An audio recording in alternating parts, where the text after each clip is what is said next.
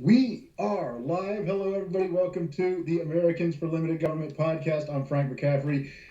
We are joined by Americans for Limited Government President. We've got a lot to talk about, including Bernie, the impeachment, the renegotiated NAFTA. But Rick, I got to ask real quick, what do you think? Is Patrick Mahomes stoppable by any human force at all? Yes, I think he will find that Bosa will hit him right between the numbers early and often. And in doing so, they may take some personal fouls, but it will slow him down. And if they All slow right, Patrick Mahomes we'll down, record here's that the and hold deal. you to it. Here's the deal. If you slow Mahomes down, you slow down the entire Kansas City Chief offense, and their defense is vulnerable. With all that said, if I had to bet on the Super Bowl, I would, and I do not encourage anyone to do that. But if I had to, I would bet on the Kansas City Chiefs winning because Andy Reid is kind of like it's his turn, Yeah. and this may be his last chance. And so I think Andy Reid is rewarded. And quite honestly, I think he's a better coach than Shanahan's kid, who's I just don't think he's just quite ready yet, but certainly a very fine coach. But I think Andy Reid wins. Kansas City takes the Lombardi Trophy, and the San Francisco people go home crying. I would have to agree with you, but it has been a great year for the 49ers team. But I have to agree with you. It is Kansas City's year. I've been saying that on social media for a while. You know, real quick, you were at the White House for the signing of the USMCA, the renegotiated NAFTA 2.0, they were calling it. Can you just describe the scene? Sure, it was the president was had a number of people from workers, a lot of people wearing hard hats, some farmers behind him. There was a group of about maybe 250 people there. It was including people like James Hoffa from the Teamsters Union was there. Obviously, I was there. You had business leaders. You had the CEO of GM, the CEO of Ford were both there.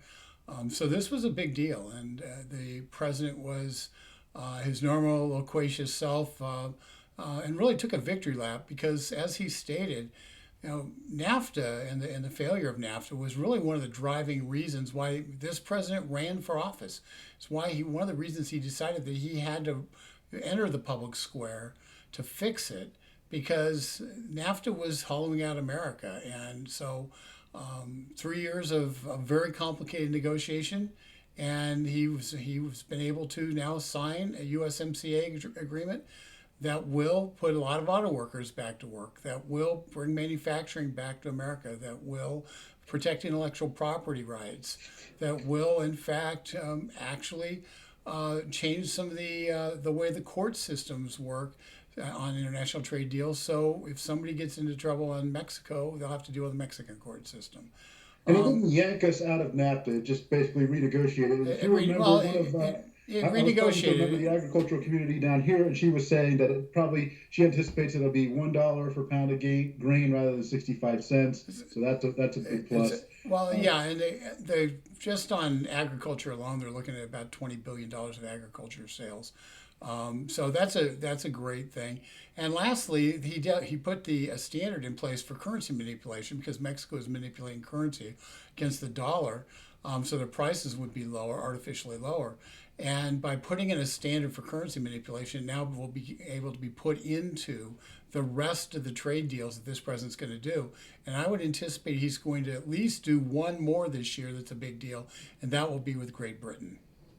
yeah, with the Brexit, I guess that would make sense. Or if Scotland somehow becomes independent, Well, maybe he'll do something about that. that's a A lot of downstream thing. So, but right now they'll be doing a deal with Great Britain, and I would be surprised if they don't have a deal that's before Congress, before the presidential election. now, what about he yanked us out of the TPP. That was a bad deal for everyone. And it was kind of assumed, my memory was, it was assumed he was just going to yank us out of NAFTA altogether. Do you think that's the feeling that he just said, let's totally redo NAFTA, or is he negotiating with our neighbors and being nice in Well, this? I was talking to a number of the business people who would have preferred to stay in TPP. Truthfully, a number of business people who were there in the crowd, And their feeling was that NAFTA needed to be updated. They probably wouldn't have been done as much as he did. But this president was determined that he was going to get a comprehensive deal that met the needs of America in the 21st century and truthfully met the needs of Mexico and Canada in the 21st century. And he did so. And the threat to leave NAFTA altogether is what caused a lot of these business people to jump on board and support USMCA because they viewed it as being a binary choice. They either were going to get USMCA or they were going to get no NAFTA. And it scared the heck out of them that we might just withdraw from NAFTA because that would have changed a lot of their business models quite a bit. So that threat of withdrawing from NAFTA is what brought a lot of the business community on board in terms of USMCA and was really instrumental in creating a bill that was supported by the AFL-CIO and the Teamsters as well as the business community. So this president managed to do something which nobody else has been able to do. He was able to bring labor and business together in support of a trade deal that was good for all of America. Yeah, and one of the things that I remember reading in the New York Times about 4 or 5, actually probably about 5 or 6 years ago now, was that Canada had taken over status as host to the wealthiest middle class, and thinking, oh my word, Canada has that now, but maybe this will make that very hard for them, this trade deal. Well, there was a study the other day that I read, and I'm trying to remember who did it, but there's a contention that the left is making that that the U.S. has become kind of a middle of the road economic country. This study took a look at the people who in America who are the bottom 20% wage earners, took into account the social services that they receive, took into account the housing, all of the different benefits, and it turns out that the bottom 20%, the poorest Americans, actually have more money in terms of standard of living, covering their basic standard of living, more money than the average European. So if you're in the average European country, you are average, you make the average amount of money, you actually are poorer from a standard of living standpoint than the poorest 20% of the United States. So all this nonsense about using data and not putting a whole picture in place really has been nothing more than talking points. When you look at the facts, Americans, even our poorest Americans, are wealthier than most people around the world. And that's something which is a direct result of capitalism. It's a direct result of our system of government. It's a direct result of the fact we have people who are able to get work if they want work. And as a result of that booming economy, as a result of the system we have, we can be very proud that America truly is a shining beacon on the hill where no one is being left behind. That's right, the shining city on the hill. Now, also, you were talking about how Senator Charles Schumer, the minority leader, and someone I spent some time with as a reporter, you're saying that he's taking steps to delay judges through their process. Yeah. What is the purpose of that?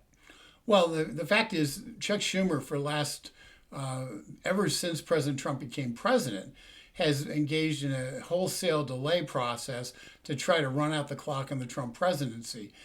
They've forced the invocation of cloture on virtually every judge. Even if they get past 95-0, they still have to go through cloture because it takes time.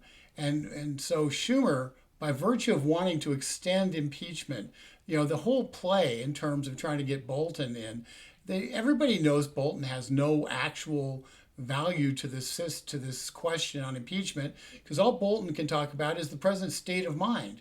Here's what Bolton can say. I was around the president, and he was really irritated that people like Joe Biden are getting off and take no grief when he's been under investigation for 3 years. He did nothing wrong. He's really mad that Hillary Clinton gets off scot-free when he's been sitting there having the FBI spy on him with illegal FISA warrants. He feels he's being treated unfairly. That's what John Bolton can say. You know what? The president's right to feel that way. But the truth is, the facts don't change. The money was released. The Ukrainians never knew that the money was being held. Nobody ever conveyed that to them. And get this, when they came down to it, the Ukrainians, the questions about Biden were perfectly valid based on the fact that Biden was and has been playing fast and loose with the ethics rules. And whether or not he committed a crime or not, I don't know. What I do know is the appearance of impropriety is overwhelming in terms of Hunter Biden and his situation with Burisma. And any reasonable person would say that that should be looked at. And by the way, when the Democrats say no one's above the law, you can't put an asterisk and say, except for Hunter Biden and Joe Biden because he's a candidate for president. Because I want to remind them that President Trump's a candidate for president, and they're certainly persecuting him. Yeah, Hunter Biden. There's a lot of people who want to see him as a witness. I'm one of them. I was reading an article from one of the researchers there, Richard McCarty, and he was saying that he would ask him how he was qualified to be an executive in the Ukraine and what he was doing business there. I would ask the same question. Why exactly were you doing business in the Ukraine? I mean, was that just some random idea that came up, or how did you have this connection to this this Eastern Bloc nation? How did you have that connection that you would want to do business there in the first place, and what qualifies you for that role? Well, it's pretty obvious. Very odd. It's pretty obvious. Joe Biden was controlling U.S. foreign policy in Ukraine. Burisma was under investigation by the Ukrainian government, and as a result, Burisma needed to have an ace in the hole to prevent the investigation. The oligarch who was in charge who owned Burisma, decided that he needed to get a little bit of protection, and he bought that protection in the Hunter Biden. Hunter Biden, in an interview, admitted that he wouldn't have gotten a job without the Biden name. His only thing he brought to the table was the Biden name. And Burisma, their lobbyists, used that with the State Department by reminding a State Department scheduler that Hunter Biden was on their board, and they wanted to talk to a high-level official in the State Department. And amazingly, that got scheduled. Guess what doesn't happen in Washington, D.C.? Random people and random companies don't get to call up the State Department and say, I want to talk to an undersecretary in the next couple of weeks and actually get it scheduled, unless there's something a little special going on. And the little special was they were paying Joe Biden's son a lot of money, more money in a month than the average American makes in a year. They're paying him for simply one thing. He was the son of the Vice President of the United States. That sounds about right. Yeah. What other qualifications? By the way, he still is the son of the Vice President. It wasn't only then, but he is now still the son of the Vice President. He's still the son, yep. Okay, now another issue here is that Bernie Sanders is really on a roll. He's killing it in the polls in Iowa and New Hampshire. I said it recently. I think he's going to end up with the nomination. I don't think the Democrats are going to undercut him this time. I think they're going to let him roll all the way to the nomination. But he's not doing well in South Carolina. So maybe there's something to that. He's not winning, still Joe Biden in South Carolina. Your thoughts on that?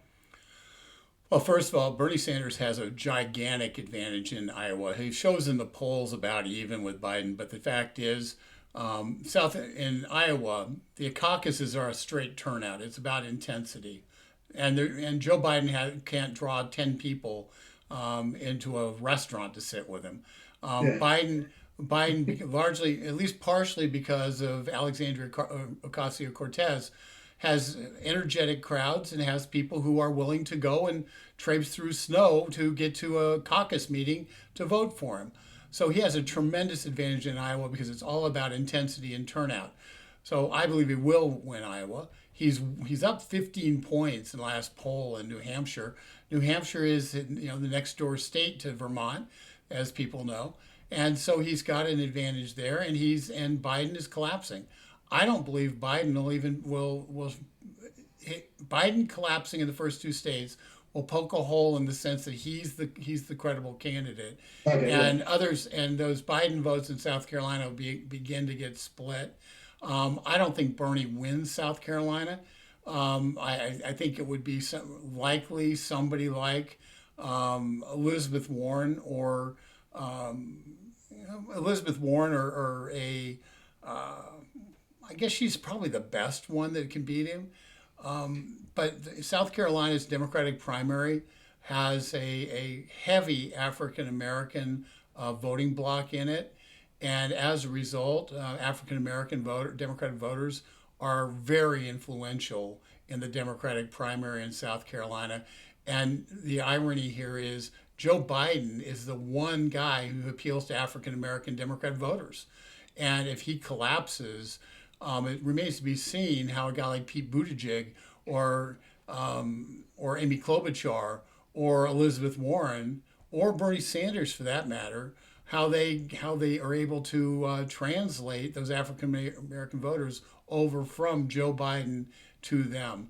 Um, Well, my concern with I think Pete Buttigieg and Amy Klobuchar will probably be done for by the time they get to South Carolina. But Pete Buttigieg, it's going to be hard for him to get African American votes if that's a voting public that's against the homosexual he faces candidate. a specifically difficult, very difficult road to hoe in terms of African American voters, given the much higher rate of church attendance by African American voters and their concern on those social issues dealing with homosexuality. But the truth is, I think all the Democrats face a problem because none of them have much appeal to African American voters. Ultimately, what will be interesting, the real wild card in this, is will former President Obama endorse somebody in an attempt to stop Bernie Sanders? That's the wild card, and it could. Here's my 2 cents on that. I think Sanders is going to perform so well in Iowa. The indicators are he's going to be performing so well in Iowa and so well in New Hampshire that Obama is going to have to say, okay, listen, I'm not going to try to kneecap the guy. I'm going to let him get the nomination, Well, so I will give him my endorsement. I think the I really Democrat. think that after that, heading into South Carolina, this is what I was getting at. Heading into South Carolina, the mainstream popular members of the Democratic Party, like Obama, are going to have to bow to Bernie and say, "Hey, he's our guy." Well, I'll tell you this: the Democratic Party establishment is scared to death that Bernie will get the nomination, because here's what happens: they get a lot of money from Wall Street. That goes away. They get every single person who they've got a huge millionaire, billionaire financial base. You know who doesn't? The Republicans. So you have all those billionaires, the Silicon Valley guys are going to say, wait a second, we can't have Bernie be the nominee. You're going to have such enormous financial pressure on the Democratic establishment that they are going to be forced to try to do something to stop him. The best chance they may have of stopping him is Bloomberg, because Bloomberg can run, $1 billion worth of commercials saying vote for me. But the truth is, they're going to go into California where there's a massive number of delegates at stake, and they're going to have to try to put up a wall in California to stop Bernie from sweeping the state, and that will be the war. And Michael Bloomberg is the one guy who can afford to buy California media extensively to be able to fight that battle. So I think where you're going to see the battle come down to California, and it will be Mike Bloomberg trying to convince billionaire Mike Bloomberg trying to convince Democrats that they should support a billionaire over a socialist. Boy, won't that be fun! Talk about being hoisted on your own petard. These guys who do the income inequality crowd is going to be confronted with a basic. We got a billionaire who can at least match Trump in terms of dollars, and we've got a guy who's a millionaire, but he's a socialist who wants to tear down the whole system and riot in the streets even if he wins. So what do you do? And I think the Democrats are trapped because the reasonable people in the party have left. There are no reasonable people in the party, and the truth is, when the Democrats decided they were not going to put a hold, not going to condemn Antifa, when they decided they weren't going to condemn Alexandria Ocasio-Cortez or her squad for anti-Semitic remarks, when they decided that they were going to allow for the left Democratic Socialist wing of the party to take over and to not be checked early on, they ceded the battlefield to them. That's why they're losing Iowa. and that's why they're going to lose New Hampshire, and it's why they may lose their entire party. Because if Bernie Sanders is at the top of the ticket, the Republican Party will wipe them out, and rightfully so. Well, I'm looking at this, and it looks like Michael Bloomberg. I'm just looking at the polls here on Real Clear Politics. Looks like Michael Bloomberg just is not making a dent right now. He's just not capturing. Wait until Biden goes away. His natural constituency are the Biden voters, and so that will be if Biden goes away in the polling, those voters go somewhere. They won't go to Bernie. So the question is, where do they go? Do they go to Elizabeth Warren? Do they go to Michael Bloomberg? Those are that's kind of the choices it can be down to, and it will be an interesting battle to see what happens, because I'm making the assumption based on the rapidly collapsing Biden numbers, that he's going to be a lot like Jeb Bush, who looked like he was a good candidate until people actually had to vote, at which point nobody wanted him, and that's what I think that's the position the Democrats can find themselves in with Biden. Yeah, very much so. The thing with Bernie, I'm of the belief that he's just going to do so well early on that the Democrats, even if they don't like you said, they don't like the thoughts of someone who's going to shut down Wall Street, they're going to feel like they have to vote for him just because he's not Trump. And so, well, that may be true. He will get a certain number of votes because he's not Trump, but it will be, you want to see the transformation in this country occur. Bernie is all in on the Green New Deal. Bernie doesn't mind shutting down the dairy industry in Wisconsin because of cow flatulence. He doesn't mind shutting down the entirety of the fossil fuel industry. In fact, he will be one of those people who want to do that. So all those jobs created by the fossil fuel industry, would go away. He doesn't mind eliminating the auto industry because he doesn't want the internal combustion engine to exist anymore.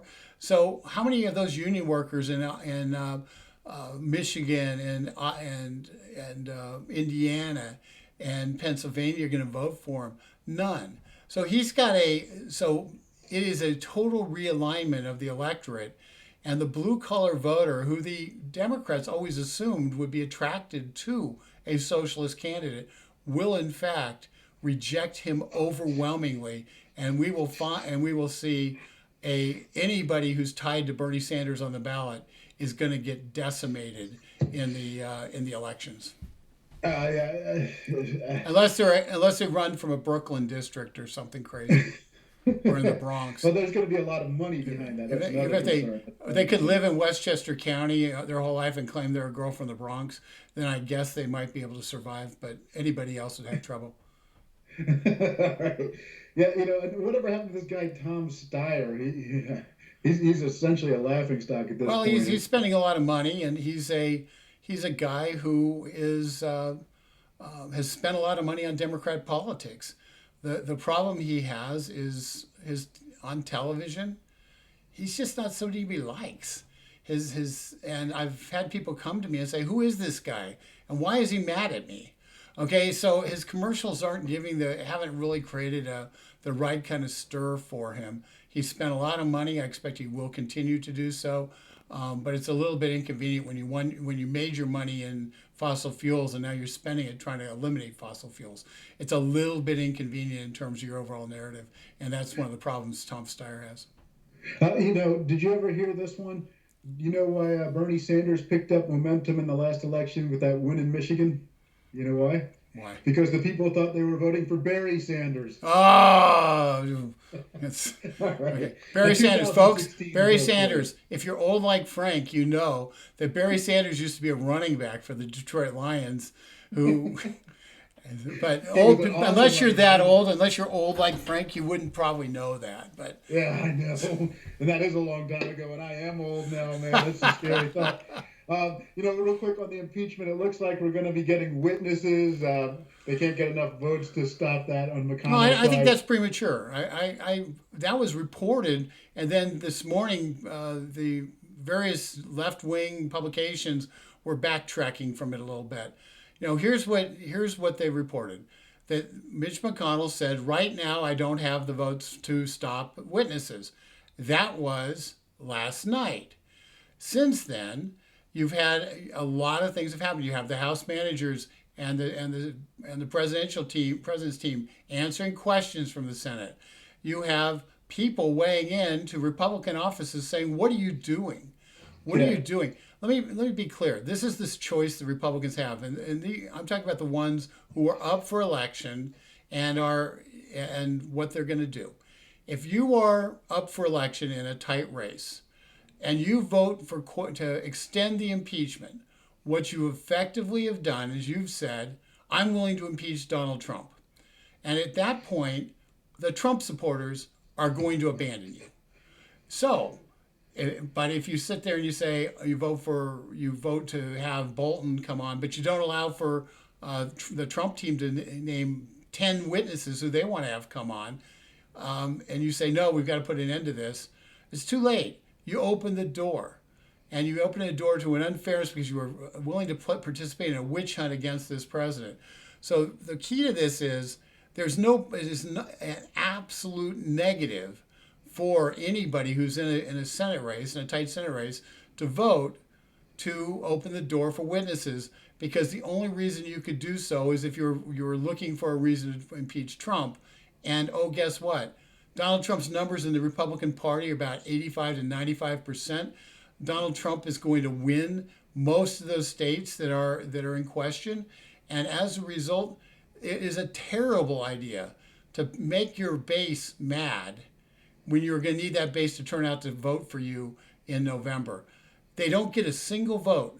Cory Gardner doesn't get a single vote for saying, "Gee whiz, we want to have a guy like Bolton testify."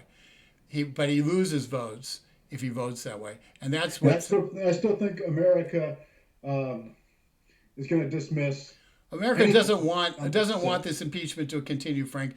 What America wants the Senate to be able to go back to work and fill judgeships. They want the Senate to go back to work and start dealing with the opioid crisis. Yeah. You know, one thing, and they want them to go back to work. We've got something called surprise medical billing, and what they want is the Senate to come up with a solution to that doesn't create one size fits all pricing, doesn't lay the groundwork for burning care. They want the Senate to come up with a solution that will actually make it so doctors and healthcare providers can afford to provide the medicine and the treatments that Americans need, and aren't ripped off by the insurance companies. Yeah. So that's what they want. I thought that was never supposed to happen with Obamacare. Yeah, it's happening with Obamacare. They want to have their doctor-patient relationship. They don't want to have a doctor-insurance company-patient relationship, and patients really don't like getting bills that they had no way of knowing were coming. And it's up to the insurance companies and the healthcare providers to work that out. But ripping off the taxpayers on behalf of the insurance companies to put one size fits all pricing makes no sense at all. So they're going to be dealing with those kind of things. Every day they spend dealing with impeachment is a day they're not dealing with those things. And remember, Chuck Schumer's entire job is to not allow the Senate to actually do the things the American people want them to do. His job is to stop judges from being appointed. His job is to stop Trump administration officials from getting into office through Senate confirmation. So that's what he's doing, and that's what this whole extend the impeachment thing's about. It's time for the Senate to vote to acquit and move on to do the business of the people. Okay, so do you think still that Trump is acquitted and this is forgotten about by the State of the Union, or do you think it's going to be dragged out even into campaign season? Well, I think they would be. Here's the thing: if they vote for witnesses, I would argue that Trump has absolute right to have as many witnesses as he wants, and because he's the one guy who hasn't been able to call witnesses. Schiff called 18 witnesses in the House. The president didn't get to call any.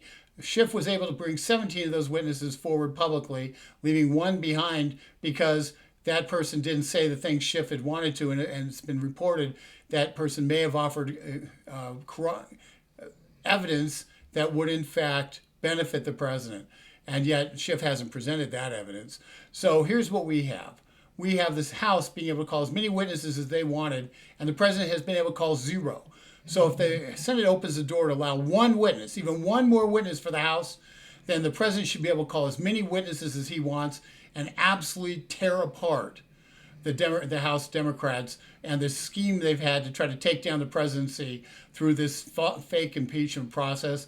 And people like the whistleblower, people like the Schiff staffers who worked with the whistleblower and corroborated and collaborated with him, they should all be called. We should hear from a Ukrainian prosecutor who was fired because of Joe Biden's actions. We should hear from Ukrainians who say we weren't pressured at all. We should hear from anybody and everybody who is any way tied to what Joe Biden was doing in Ukraine, including Alexandra Chalupa, who was raising Ukrainian money to help the Clinton campaign.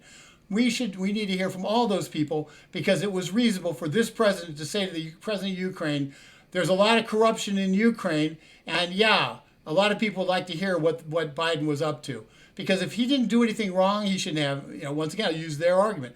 They say, if you didn't do anything wrong, you shouldn't worry about John Bolton. Well, if Joe Biden didn't do anything wrong, he shouldn't worry about a full investigation on the Senate floor of what he did. Because what's good for the goose is good for the gander. I'm really sick of Donald Trump being subjected to this kind of BS and having the Democrats walk away with absolutely no repercussions for violating every rule. So it's time to hold them accountable. If they want to play, then we should play, and the Senate should take them apart.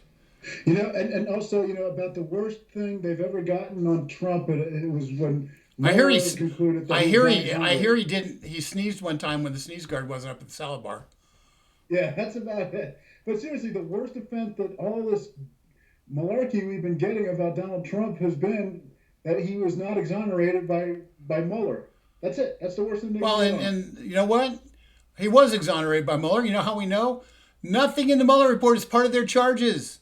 If there was anything in the Mueller report that was at all illegal, even close, it would have been part of the House charges. They had to make up crimes. So let's be clear. We're still trying to figure out what exactly they were investigating. I mean, from what I gathered, it was the Russians going on Facebook. It was foreign influence of some sort. It was in the election. It was a very feeble excuse by the Democrats for losing. Well, what it was a 2-year attempt to take down the president because they were confident that he couldn't have won without something else happening.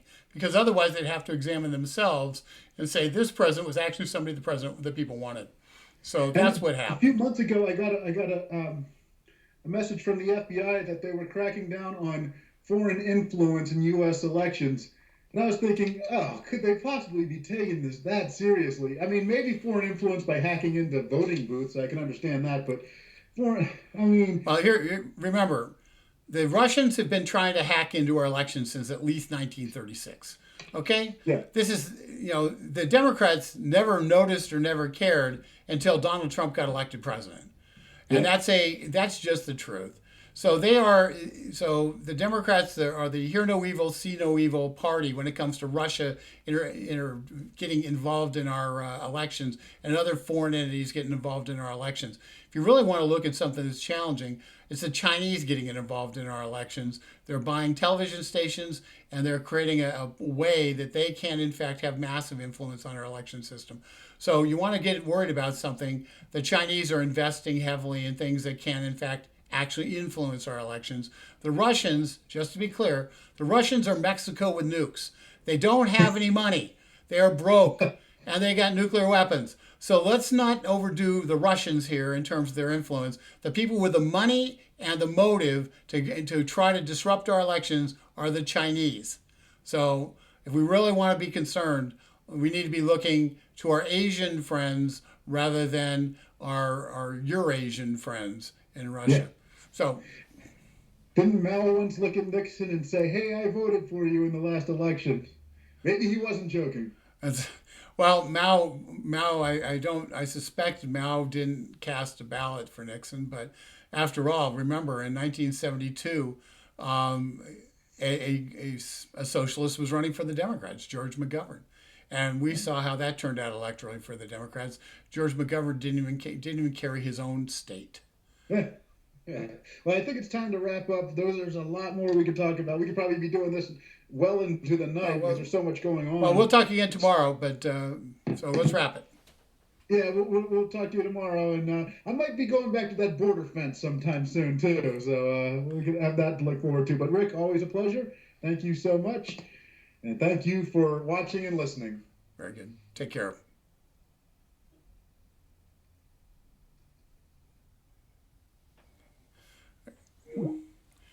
Okay.